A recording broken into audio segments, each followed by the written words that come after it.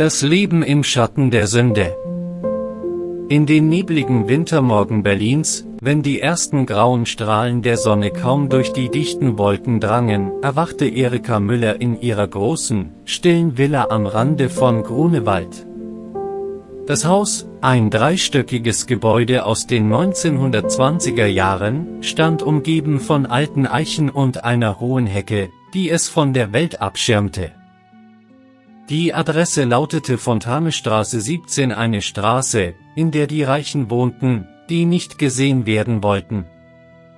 Erika war 69 Jahre alt, und ihr Körper trug die Spuren eines Lebens, das sie selbst zerstört hatte. Ihre Haare waren grau geworden, nicht sanft silbern, sondern stumpf und strähnig, als hätte die Zeit sie nicht veredelt, sondern nur ausgebleicht.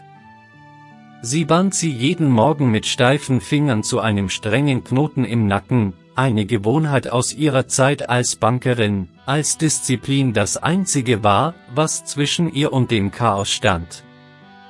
Ihre Augen, einst strahlend blau wie der Himmel über dem Wannsee an guten Tagen, waren jetzt matt und misstrauisch. Falten zogen sich um Mund und Stirn, tiefe Furchen, die von Jahren des Stirnrunzelns, des Verachtens und des Bereuens zeugten, auch wenn sie das Reuen nie zugab. Erika stand auf, zog den schweren Morgenmantel über ihr Nachthemd und ging die breite Treppe hinunter in die Küche. Die Küche war riesig, marmorne Arbeitsflächen, Edelstahlgeräte, die kaum benutzt wurden. Sie kochte sich Kaffee schwarz, bitter, ohne Zucker. Während die Maschine brummte, schaute sie hinaus in den Garten. Und da saß sie wieder, Luna. Luna, die graue Tigerkatze mit den smaragdgrünen Augen, hockte auf der Mauer, die den Garten vom Nachbargrundstück trennte. Ihr Fell war nass vom Tau, die Ohren leicht angelegt, der Schwanz langsam hin und her schwingend. Sie miaute nicht laut, nur ein leises, fragendes Miau, das durch die doppelverglasten Fenster kaum zu hören war. Doch Erika hörte es immer. Es war, als hätte die Katze eine Frequenz, die nur für sie bestimmt war. Immer noch da, du elendes Vieh, murmelte Erika und wandte sich ab. Sie hasste Tiere. Tiere waren schmutzig, unberechenbar, bedürftig. Genau wie Menschen, dachte sie oft. Doch Luna kam seit 3 Jahren jeden Morgen.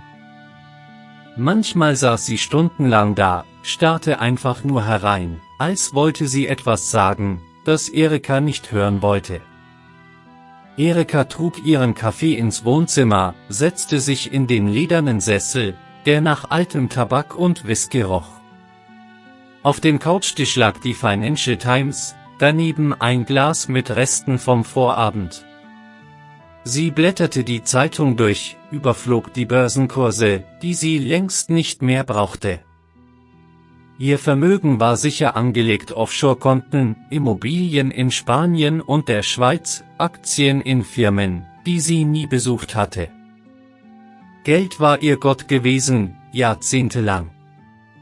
Doch Gott hatte sie verlassen oder sie ihn. Erika glaubte an nichts mehr. In ihrer Jugend war sie katholisch getauft worden, hatte die Messe besucht, bis sie 18 war. Dann kam das Studium der Betriebswirtschaft in Frankfurt, die erste Stelle bei einer großen Bank, die ersten Boni, die ersten Lügen. Ein kleiner Gefallen, hatte ihr Chef gesagt, als er sie bat, einen Kredit an einen Freund zu vergeben, der keine Sicherheiten hatte. Erika hatte genickt. Der Gefallen wurde zum System. Bald war sie diejenige, die die Fallen stellte. Rückblende 1985. Erika war 30, frisch geschieden von ihrem ersten Mann, einem netten, aber schwachen Lehrer namens Klaus.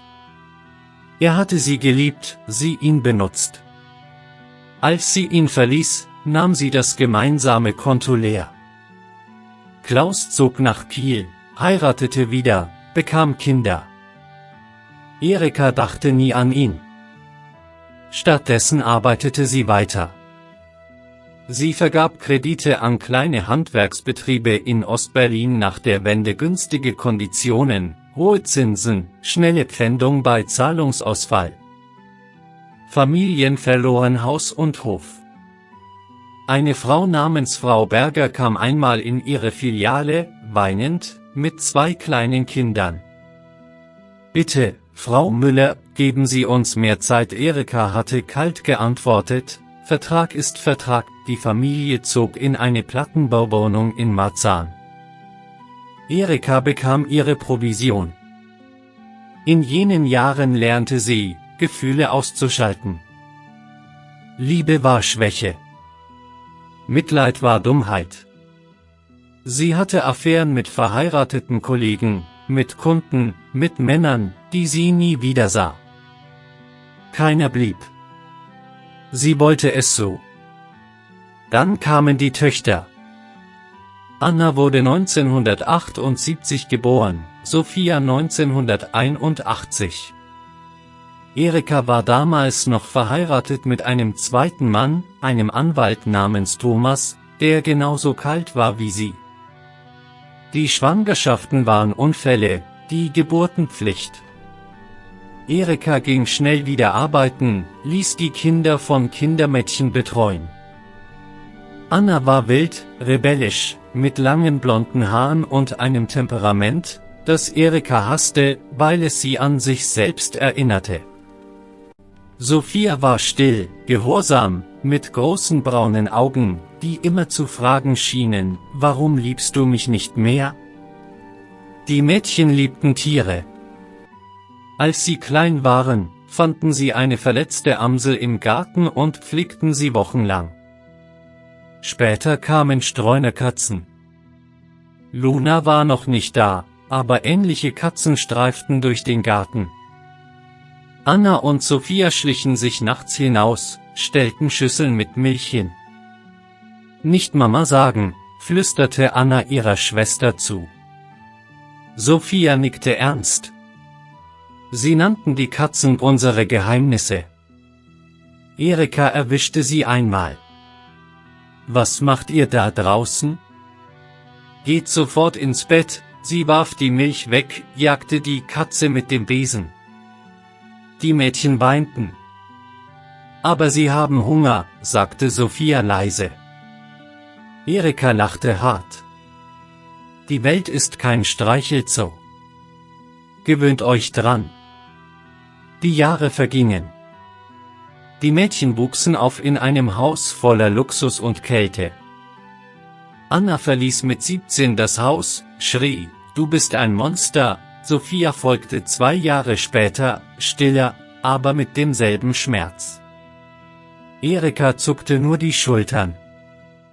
Sie werden schon zurückkommen. Sie kamen nie wirklich zurück. Jetzt, Jahrzehnte später, saß Erika da und starrte ins Leere. Der Krebs war vor 6 Monaten diagnostiziert worden, Lunge, Metastasen in den Knochen. Die Ärzte gaben ihr ein Jahr, vielleicht weniger. Die Schmerzen kamen in Wellen. Morphium half, aber nicht gegen die Leere. Und Luna kam weiter. Manchmal, wenn Erika abends betrunken war, öffnete sie die Terrassentür einen Spalt und schaute hinaus. Luna saß da, reglos. Einmal hatte die Katze eine tote Maus gebracht und vor die Tür gelegt, ein Geschenk. Erika hatte sie mit dem Fuß weggestoßen. Doch in der Nacht träumte sie davon, wie die Katze sie anstarrte, als wollte sie sagen: »Du bist nicht allein.« Eines Morgens im Oktober, der Nebel hing dick über dem Garten, stand Erika früher auf. Sie hatte schlecht geschlafen, Albträume von den Menschen, die sie ruiniert hatte. Gesichter, die sie anklagten. Sie ging in die Küche, kochte Kaffee. Draußen saß Luna, aber heute miaute sie anders, kläglich, schwach. Ihr Fell sah stumpf aus, die Rippen zeichneten sich ab. Sie hatte tagelang nichts gefressen. Erika schaute sie an. Etwas regte sich in ihr. Kein Mitleid, noch nicht. Aber eine Art Logik: wenn ich sowieso bald sterbe, was macht es, wenn ich diesem Vieh etwas gebe? Sie holte eine Dose Thunfisch aus dem Schrank, teurer Thunfisch in Öl, den sie selbst nie aß. Sie öffnete die Dose, schüttete den Inhalt in eine Schüssel und stellte sie vor die Terrassentür. Luna fraß gierig, schnurrte laut. Als sie fertig war, schaute sie auf, leckte sich die Schnauze und rieb ihren Kopf an der Glasscheibe. Erika setzte sich auf die Stufe, nur durch die Scheibe getrennt. »Du bist wirklich hartnäckig«, sagte sie leise.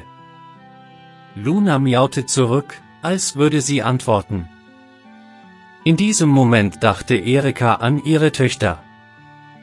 Wie sie als Kinder Katzen gefüttert hatten. Wie Sophia einmal gesagt hatte, Tiere lügen nie, Mama.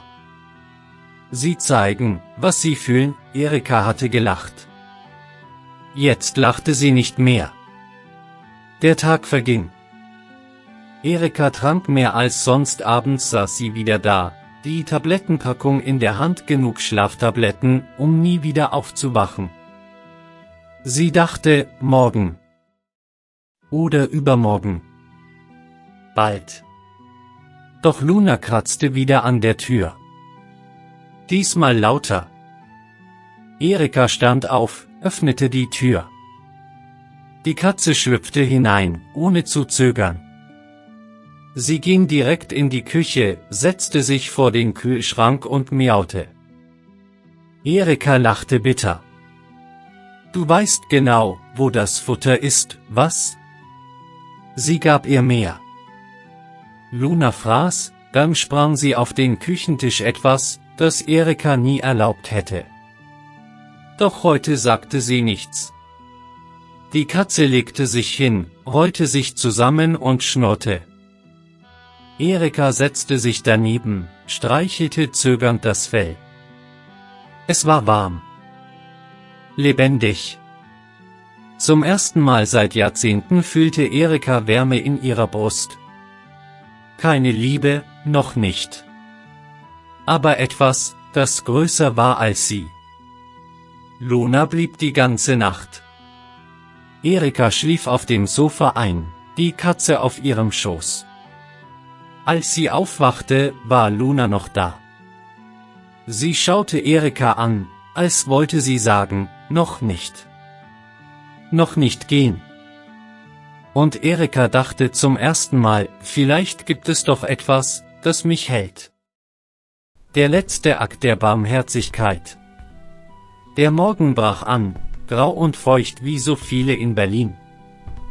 Erika erwachte mit einem stechenden Schmerz in der Brust, nicht nur vom Krebs, sondern von etwas Neuem, das sie nicht benennen konnte. Luna lag noch immer auf ihrem Schoß, zusammengerollt zu einem warmen, atmenden Ball. Die Katze atmete ruhig, ihr Schnurren war ein leises, konstantes Vibrieren, das durch Eriks Körper ging wie eine sanfte Welle. Zum ersten Mal seit Jahren hatte Erika durchgeschlafen, ohne von Albträumen geplagt zu werden. Keine Gesichter von ruinierten Familien, keine Schreie ihrer Töchter, keine kalten Stimmen aus der Vergangenheit. Nur das Schnurren. Sie bewegte sich vorsichtig, um Luna nicht zu wecken. Die Katze öffnete ein Auge, grün und klar, schaute Erika an und blinzelte langsam, das Katzenäquivalent eines Lächelns. Erika starrte zurück. Du bist immer noch hier, flüsterte sie. Es klang fast wie eine Frage. Luna streckte sich, gähnte breit, zeigte kleine weiße Zähne, dann sprang sie elegant vom Sofa herunter. Sie ging zur Terrassentür, drehte sich um und miaute einmal fordernd. Erika verstand sofort. Hungrig? Natürlich. Sie stand auf, ihre Beine zitterten leicht vom langen Liegen und vom Morphium der letzten Tage. In der Küche öffnete sie den Schrank, in dem sie gestern den Thunfisch gefunden hatte. Es war nicht viel da, ein paar Dosen Katzenfutter, die eine alte Haushälterin vor Jahren dagelassen hatte, eine Packung Trockenfutter, die sie mal für einen Nachbarsjungen gekauft hatte. Sie füllte eine Schüssel, stellte sie auf den Boden. Luna fraß nicht sofort. Stattdessen rieb sie sich an Eriks Beinen, strich mit dem Schwanz über ihre Waden, dann erst senkte sie den Kopf und begann zu essen. Erika lehnte sich gegen die Arbeitsplatte und schaute zu. Jede Bewegung der Katze faszinierte sie plötzlich, wie der Schwanz hin und her ging, wie die Ohren zuckten, wenn ein Geräusch von draußen kam, wie die Zunge über die Schnurrhaare fuhr. Es war so einfach, so rein.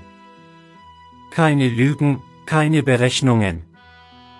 Nur Hunger und Dankbarkeit. Während Luna fraß, setzte sich Erika an den Küchentisch. Sie nahm ihr Telefon, das seit Tagen kaum benutzt worden war. Der Bildschirm zeigte verpasste Anrufe vom Arzt, von einer alten Bekannten, die sie seit Jahren nicht gesehen hatte.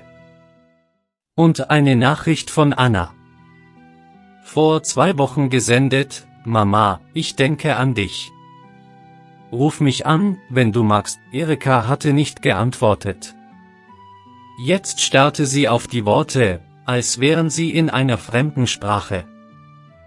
Luna beendete ihr Mahl, leckte sich die Pfoten sauber und sprang dann auf den Stuhl neben Erika.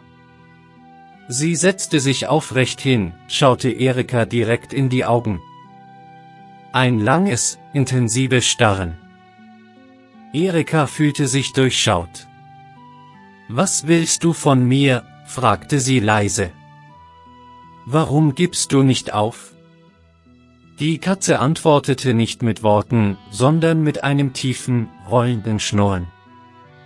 Sie streckte eine Pfote aus und berührte sanft Eriks Hand. Die Berührung war federleicht, warm. Erika zog die Hand nicht weg. Stattdessen drehte sie die Handfläche nach oben. Luna legte ihre Pfote hinein, als würde sie halten. In diesem Moment brach etwas in Erika. Nicht laut, nicht dramatisch. Es war ein leises Knacken, wie Eis, das unter der Frühlingssonne taut. Tränen kamen, erst eine, dann 2, dann ein stummer Strom. Sie weinte nicht laut, nur still, die Schultern bebend. Luna blieb sitzen, schaute zu, als wüsste sie genau, was passierte. Erika dachte an ihre Töchter. An Anna, die mit 14 Jahren einmal eine streunende Katze nach Hause gebracht hatte, eine magere, schwarze mit weißem Fleck auf der Brust. Sie heißt Shadow, hatte Anna gesagt. Erika hatte geschrien: Raus mit dem Vieh! Wir haben keine Tiere hier. Anna hatte Shadow heimlich im Schuppen gefüttert, bis die Katze eines Tages verschwand. Anna hatte tagelang geweint. Erika hatte gesagt, sei nicht albern. Es ist nur eine Katze. Jetzt saß hier eine Katze, und Erika weinte. Es tut mir leid, flüsterte sie. Nicht zu Luna, sondern in die Luft, zu den Geistern ihrer Vergangenheit. Anna. Sophia, es tut mir so leid. Luna miaute leise, sprang von dem Stuhl und rieb ihren Kopf an Eriks Knie. Erika beugte sich hinunter, hob die Katze hoch vorsichtig, als wäre sie aus Glas. Luna ließ es zu, kuschelte sich an Eriks Brust. Das Schnurren wurde lauter, vibrierte durch Eriks Rippen bis ins Herz. Der Vormittag verging langsam. Erika trug Luna durchs Haus, zeigte ihr die Räume, die seit Jahren niemand mehr betrat. Das Kinderzimmer oben, Annas und Sophias alte Betten standen noch da, die Poster verblasst, Stofftiere auf den Regalen. Erika öffnete die Tür, setzte Luna auf Annas Bett. Die Katze schnupperte, drehte sich im Kreis und legte sich hin, als gehörte sie dorthin. Erika setzte sich auf Sophias Bett gegenüber. »Hier haben Sie geschlafen«, sagte sie zu Luna. »Hier haben Sie geträumt. Und ich war nie da.« Luna schaute auf, blinzelte. Erika redete weiter, stundenlang. Sie erzählte von ihrer Jugend in einem kleinen Dorf in Bayern, von der strengen Mutter, die nie umarmt hatte, vom Vater, der getrunken hatte. Sie erzählte von der ersten Bank, von dem ersten Betrug, von dem ersten großen Scheck. Von den Nächten, in denen sie allein in Hotelzimmern lag und sich sagte, das ist Erfolg, von den Affären, die leer blieben. Von den Töchtern, die sie weggestoßen hatte. Luna hörte zu. Oder zumindest schien es so. Sie verließ das Zimmer nicht, blieb in der Nähe, folgte Erika von Raum zu Raum. Gegen Mittag wurde Erika hungrig, zum ersten Mal seit Wochen aß sie etwas Richtiges. Sie machte sich ein Sandwich, teilte es mit Luna, die den Schinken liebte. Sie saßen zusammen am Küchentisch, Mensch und Katze, in einer Stille, die nicht unangenehm war. Dann kam der Moment, den Erika am meisten fürchtete, die Tabletten. Sie lagen noch auf dem Couchtisch, die Packung offen. Erika nahm sie in die Hand, starrte sie an. Luna sprang auf den Tisch, setzte sich genau dazwischen, zwischen Erika und die Tabletten. Sie miaute einmal scharf, fast vorwurfsvoll. Erika lachte durch Tränen. Du weißt es, oder? Du weißt, was ich vorhatte. Luna stupste die Packung mit der Pfote an, als wollte sie wegschieben. Erika nahm die Tabletten, ging zum Mülleimer und warf sie hinein. Nicht heute, sagte sie. Nicht, solange du da bist. Der Rest des Tages war ruhig. Erika rief nicht die Töchter an, noch nicht. Sie hatte Angst vor ihrer Ablehnung. Stattdessen kümmerte sie sich um Luna. Sie holte eine alte Decke aus dem Schrank, machte ein Nest in der Ecke des Wohnzimmers. Sie kaufte online Katzenzubehör, Kratzbaum, Spielzeug, besseres Futter. Es war das erste Mal seit Jahren, dass sie etwas für jemand anderen bestellte. Am Abend, als die Sonne unterging und Berlin in oranges Licht tauchte, saß Erika auf der Terrasse. Luna lag auf ihrem Schoß, schnurrte. Erika streichelte sie stundenlang, dachte nach. Etwas in ihr veränderte sich. Es war keine plötzliche Erleuchtung, kein Blitz vom Himmel. Es war ein langsames Auftauen. Sie dachte an Gott, nicht den katholischen, den sie als Kind gekannt hatte, sondern an etwas Größeres, Barmherzigeres. Sie erinnerte sich an einen Hadith, den sie einmal in einem Buch gelesen hatte, eine Bekannte hatte es ihr gegeben, sie hatte es weggeworfen, aber ein Satz war hängen geblieben: Eine Frau wurde wegen einer Katze bestraft, die sie eingesperrt hatte. Und eine andere wegen eines Hundes, dem sie Wasser gab, gerettet. Vielleicht, flüsterte Erika, vielleicht zählt eine kleine Tat mehr als alles andere. Luna schaute hoch, miaute sanft. Erika lächelte zum ersten Mal seit Jahrzehnten echt. Danke, Luna. Danke, dass du nicht aufgegeben hast. Die Nacht fiel. Erika schlief wieder mit Luna auf dem Sofa. Diesmal träumte sie nicht von Tod, sondern von ihren Töchtern lachend, als Kinder, mit Katzen im Arm. Der nächste Morgen kam. Erika wachte auf, Luna schon wach, miauend vor dem Kühlschrank. Erika lachte leise. Ja, Frühstück. Während sie fütterte, nahm sie ihr Telefon. Sie tippte eine Nachricht an Anna. Anna, es tut mir leid. ich weiß, das Wort ist zu klein. Aber ich würde dich gerne sehen. Und Sophia auch. Wenn ihr wollt. Sie drückte Senden, bevor sie es sich anders überlegen konnte. Luna saß daneben, schaute zu, als wüsste sie, dass dies der Anfang war. Der Tag ging weiter. Erika fühlte sich leichter. Die Schmerzen waren noch da, der Krebs fraß weiter, aber die Leere schrumpfte. Luna war da ein kleiner, grauer Anker in ihrem Leben. Und irgendwo, in einer Barmherzigkeit, die größer war als alles, was Erika je gekannt hatte, wurde diese eine gute Tat gesehen. Eine hungrige Katze gefüttert, in der Stunde des Todes. Eine winzige Nadel, die durch die dicke Schicht aus Sünde stach. Der Wandel hatte begonnen. Luna miaute zufrieden, rollte sich auf Eriks Schoß zusammen. Und Erika, zum ersten Mal seit langem, fühlte Hoffnung. Die Reue und der erste Schritt zum Licht.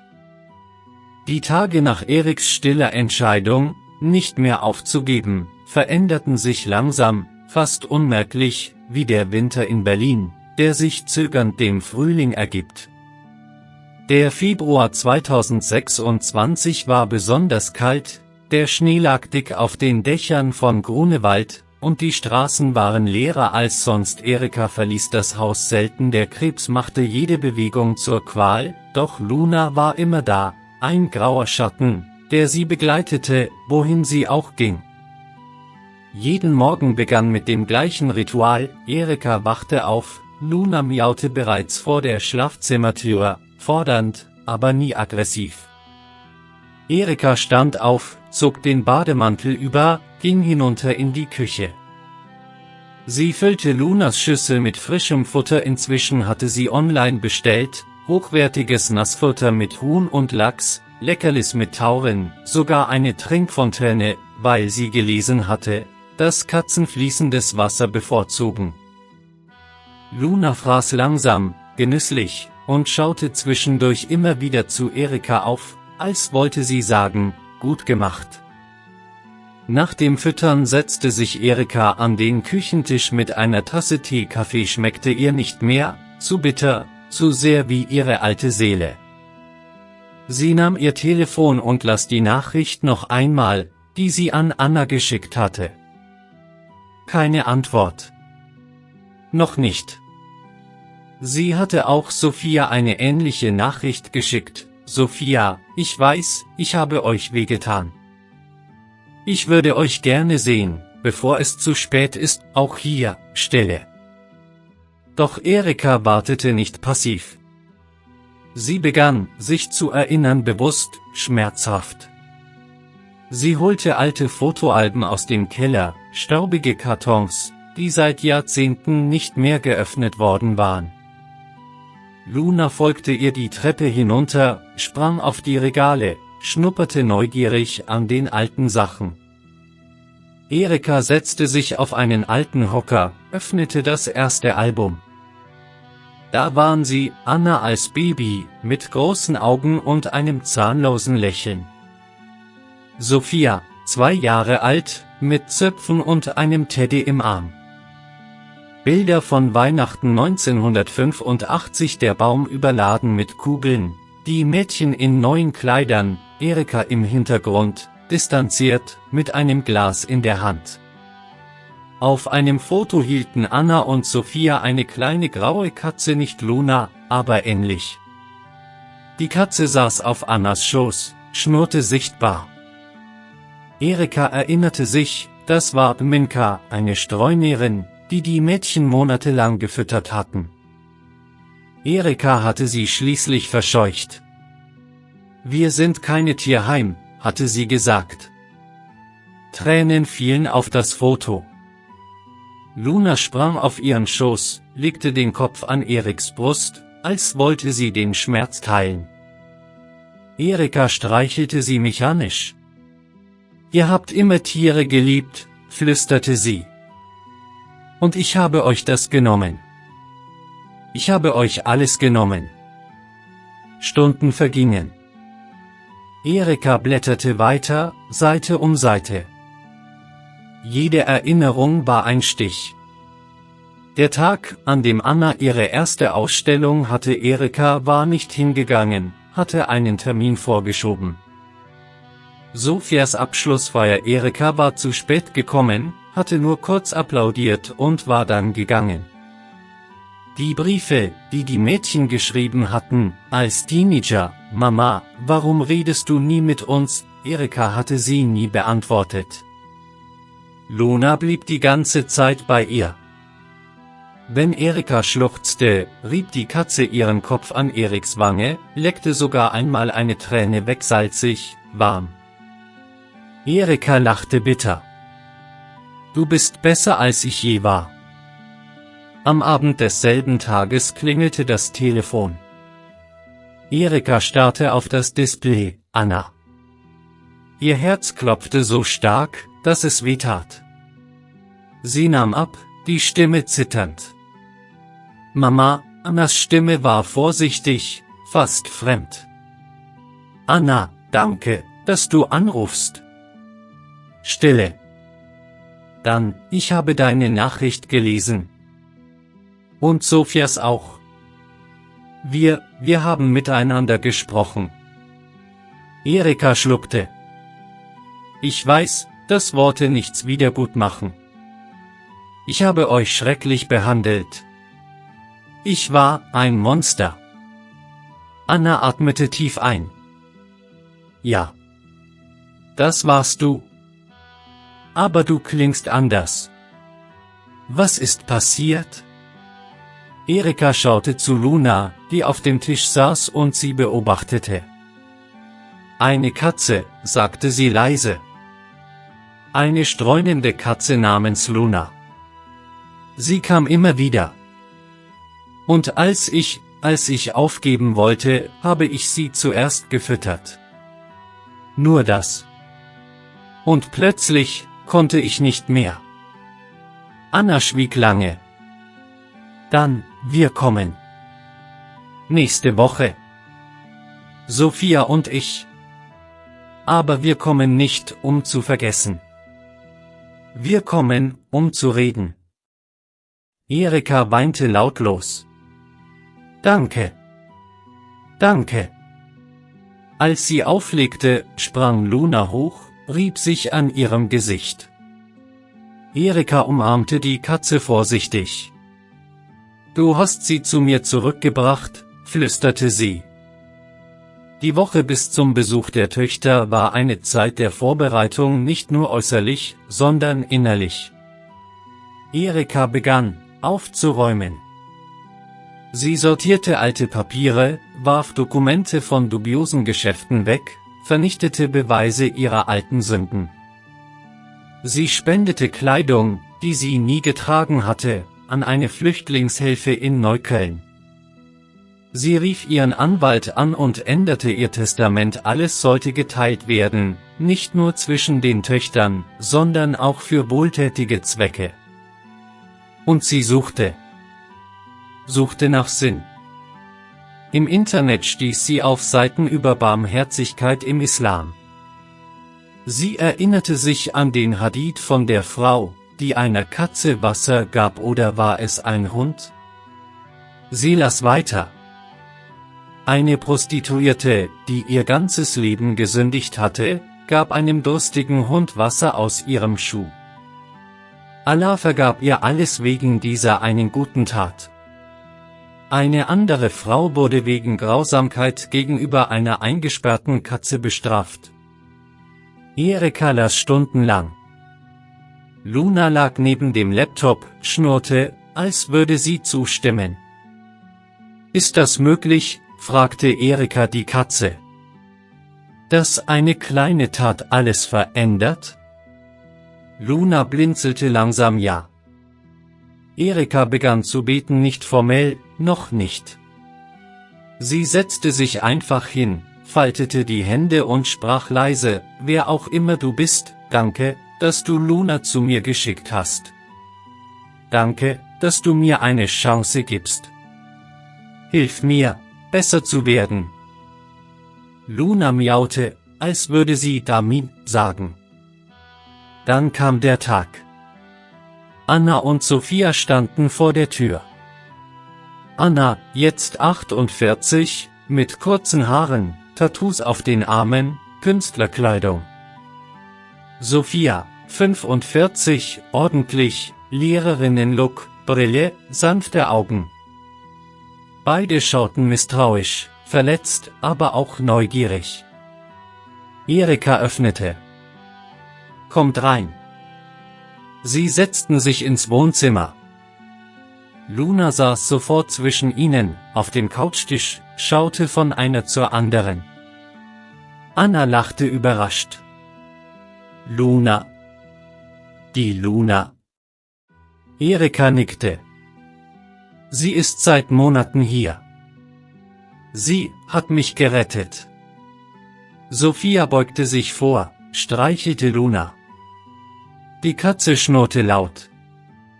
Sie erinnert mich an Minka. Und Shadow. Und all die anderen. Die 3 Frauen schwiegen lange. Dann begann Erika zu reden alles. Die Betrügereien, die Kälte, die Affären, die Vernachlässigung. Sie weinte viel.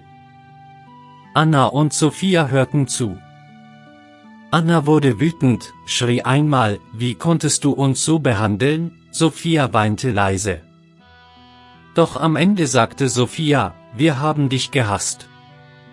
Aber wir haben dich auch vermisst. Und jetzt siehst du anders aus. Anna nickte. Diese Katze, sie hat etwas in dir geweckt.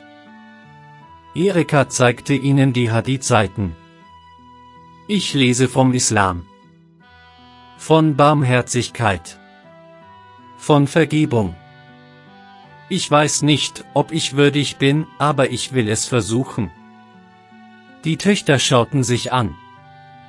Anna sagte, wir bleiben ein paar Tage. Wir reden weiter. In den folgenden Tagen wurde Luna zum Mittelpunkt. Sie schlief bei Anna, spielte mit Sophia, saß bei Erika, wenn sie betete. Erika lernte die ersten Suren al-Fatiha, leise, stockend. Sie versuchte, die 5 Gebete erst 2, dann 3. Luna miaute immer genau zur Gebetszeit, als würde sie erinnern. Erika ging zum ersten Mal in eine Moschee, die Sehidlik-Moschee in Tempelhof. Sie zog ein Kopftuch an, das Sophia ihr geliehen hatte.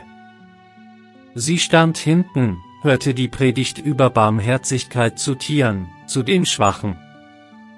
Tränen liefen. Luna wartete zu Hause, miaute laut, als Erika zurückkam. Die Reue war tief, aber sie wuchs. Erika rief ehemalige Opfer an, soweit möglich. Manche legten auf, manche schimpften. Eine Frau, Frau Berger, weinte am Telefon, sie haben uns alles genommen. Erika sagte, ich weiß. Es tut mir leid. Ich kann es nicht zurückgeben, aber ich versuche, es wieder gut zu machen. Langsam kehrte Frieden ein. Die Töchter verziehen nicht alles sofort, Vergebung braucht Zeit. Aber sie blieben. Sie kochten zusammen, lachten über alte Geschichten, streichelten Luna. Erika sagte eines Abends, Allah hat mich durch Luna geführt. Eine kleine gute Tat, und alles änderte sich. Luna schnurrte, rollte sich auf ihrem Schoß zusammen. Der Weg war noch lang. Aber der erste Schritt war getan. Die Hingabe und das neue Leben. Der Frühling 2026 kam zögernd nach Berlin, wie ein Gast, der nicht sicher ist, ob er willkommen ist. Die Bäume in Grunewald begannen zögernd zu knospen, der Schnee schmolz zu schmutzigen Pfützen, und in Eriks Villa breitete sich eine neue Art von Stille aus, nicht mehr die erdrückende Leere der Einsamkeit, sondern eine friedliche, erwartungsvolle Ruhe. Luna lag oft in einem Sonnenfleck auf dem Teppich, schnurrte tief und gleichmäßig, als würde sie die Veränderung in der Luft spüren. Erika hatte in den letzten Wochen viel gelernt. Die 5 täglichen Gebete Salah waren inzwischen Routine geworden. Morgens vor dem Fahrgebet stand sie auf, wusch sich rituell, Wudu, legte ein einfaches Tuch über ihre Schultern und betete auf einem kleinen Gebetsteppich, den Sophia aus einer Moschee mitgebracht hatte. Luna saß immer daneben, putzte sich oder rollte sich zusammen, miaute manchmal leise genau dann, wenn Erika Allahu Akbar sagte. Es war, als würde die Katze mitbeten, als wüsste sie, dass dies der Moment war, in dem Erika am nächsten zu ihrem Schöpfer war. Anna und Sophia waren noch da, sie hatten Urlaub genommen, hatten ihre Leben in München und Hamburg vorübergehend pausiert. Die 3 Frauen lebten zusammen wie früher nie, sie kochten gemeinsam, meist halal, weil Erika darauf bestand, redeten stundenlang, weinten, lachten, schwiegen. Die Vergebung war nicht vollständig Narben bleiben, aber sie wuchs. Anna malte jetzt in Eriks altem Atelier im Dachgeschoss, Sophia las den Töchtern vor, wenn sie abends zusammensaßen. Und Luna war immer mittendrin, sprang von Schoß zu Schoß, miaute Zustimmung oder Trost.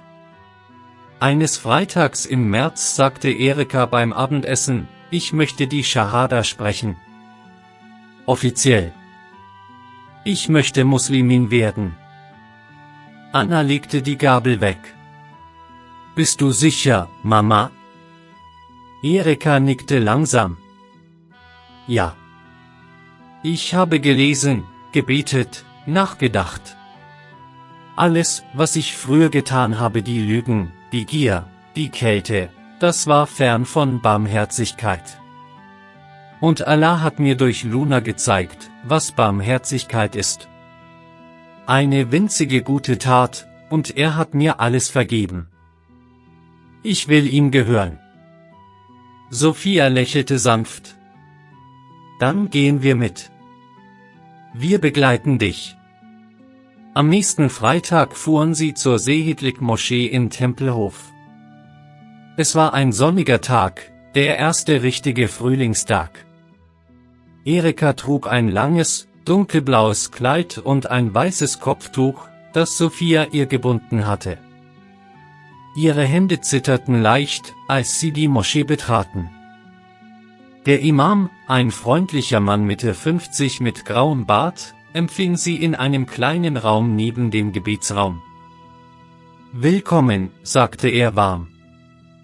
Allah liebt die, die zu ihm zurückkehren. Erika setzte sich. Luna war nicht dabei, sie wartete zu Hause, aber Erika fühlte ihre Präsenz, als wäre die Katze in ihrem Herzen. Der Imam fragte ruhig, was bringt dich hierher? Erika erzählte alles ohne etwas auszulassen. Die Sünden, die zerstörten Leben, die vernachlässigten Töchter, den Krebs, die Verzweiflung, die Katze, die hungrige Katze, die sie in letzter Minute gefüttert hatte. Ich war verloren, sagte sie leise. Aber durch diese eine Tat, hat Allah mir die Augen geöffnet. Der Imam nickte. Der Prophet, Friede sei mit ihm, sagte, bei Allah, wer auch immer eine gute Tat tut, und Allah sieht sie, und sie ist aufrichtig, dann vergibt er ihm. Und in einer anderen Überlieferung, eine Frau aus Bani Israel wurde wegen einer Katze bestraft, die sie gefangen hielt und nicht fütterte. Und eine andere wurde gerettet, weil sie einem durstigen Hund Wasser gab. Deine Tat war klein in deinen Augen, aber groß in seinen. Tränen liefen über Eriks Wangen. Anna und Sophia saßen daneben, hielten ihre Hände. Der Imam sprach die Worte vor, Ashhadu an la ilaha illallah, wa ashhadu anna Muhammadan Rasulullah. Erika wiederholte sie stockend, dann klarer, lauter, ich bezeuge, dass es keinen Gott gibt außer Allah, und ich bezeuge, dass Mohammed sein Gesandter ist. Der Imam lächelte. Willkommen im Islam, Schwester Erika. Möge Allah deine Reue annehmen und dein Herz mit seiner Liebe füllen. Anna und Sophia umarmten sie. Sophia flüsterte, wir sind stolz auf dich, Mama. Zurück zu Hause wartete Luna an der Tür, miaute laut und freudig, sprang Erika entgegen, rieb sich an ihren Beinen. Erika kniete sich hin, nahm die Katze in die Arme. Du hast das alles möglich gemacht, sagte sie. Allah hat dich zu mir geschickt. Von diesem Tag an änderte sich Eriks Leben grundlegend. Sie verkaufte die Villa zu groß, zu voll mit alten Schatten und zog in eine kleinere Wohnung in Kreuzberg, näher an Menschen, an Leben. Den Großteil des Erlöses spendete sie, an Waisenhäuser in Pakistan und Syrien, an Brunnenprojekte in Afrika, wie der Hund in der Geschichte, sagte sie oft, an Tierheime in Berlin. Sie half in einer Suppenküche für Obdachlose, trug ein Kopftuch, sprach mit den Leuten, hörte zu. Anna und Sophia kehrten nicht sofort in ihre Städte zurück. Anna begann, Bilder zu malen, die von Barmherzigkeit erzählten, Katzen als Symbole der göttlichen Führung. Sophia las Bücher über den Islam, betete manchmal mit ihrer Mutter. Beide sagten die Schahada einige Monate später nicht aus Zwang, sondern aus Überzeugung. Die Familie war wieder vereint, nicht perfekt, aber echt. Luna wurde älter. Ihr Fell verlor etwas Glanz, sie bewegte sich langsamer, aber sie blieb bei Erika. Jeden Abend, wenn Erika betete, saß Luna daneben. Wenn Erika den Koran las, legte die Katze den Kopf auf das Buch, schnurrte. Es war, als würde Luna die Worte verstehen. Der Sommer kam. Erika fühlte sich schwächer, der Krebs schritt voran, aber sie hatte keinen Frieden mehr. Sie saß oft auf dem kleinen Balkon der neuen Wohnung, Luna auf dem Schoß, und schaute über die Dächer von Kreuzberg. Sie dachte an all die Jahre der Dunkelheit und lächelte. Subhanallah, flüsterte sie. Wie groß ist seine Barmherzigkeit? Eines Abends im August, die Sonne ging gerade unter, lag Erika im Bett. Die Schmerzen waren stark, aber sie lächelte. Anna und Sophia saßen bei ihr, hielten ihre Hände. Luna lag am Fußende, schnurrte tief und beruhigend. Erika schaute zu ihren Töchtern. Danke, sagte sie leise. Dass ihr zurückgekommen seid. Dass ihr mir vergeben habt. Anna weinte. Wir lieben dich, Mama. Sophia strich über Lunas Fell. Und Luna, sie war unser Engel. Erika nickte. Sagt ihr, wenn ich gehe, begrabt mich nach islamischem Ritus. Und sorgt für Luna. Sie schloss die Augen. Das Schnurren wurde leiser, aber es war da ein letztes Lied des Trostes. In der Nacht starb Erika friedlich, umgeben von Liebe, Gebeten und dem Schnurren einer grauen Tigerkatze. Am nächsten Tag wurde sie nach islamischem Brauch gewaschen, eingewickelt und beerdigt. Anna und Sophia standen am Grab, sprachen Suren, weinten leise. Luna war nicht dabei, Katzen dürfen Friedhöfe nicht betreten, aber als die Töchter nach Hause kamen, saß sie an der Tür, miaute traurig, als wüsste sie alles. Luna lebte noch 2 Jahre bei Sophia in Hamburg. Sie wurde alt und grau, aber sie schnurrte immer noch, wenn Sophia den Koran las oder betete. Als Luna starb, begrub Sophia sie im Garten, unter einem kleinen Stein mit der Aufschrift, Luna die Katze, die eine Seele rettete. Und so endete die Geschichte nicht mit Tod, sondern mit Barmherzigkeit. Eine Frau, die ein Leben lang gesündigt hatte, wurde durch eine einzige gute Tat gerettet. Eine hungrige Straßenkatze wurde zum Werkzeug Allahs. Und eine Familie fand zurück zueinander, durch seine unendliche Gnade. Allahu Akbar. Subhanallahi wa bihamdihi.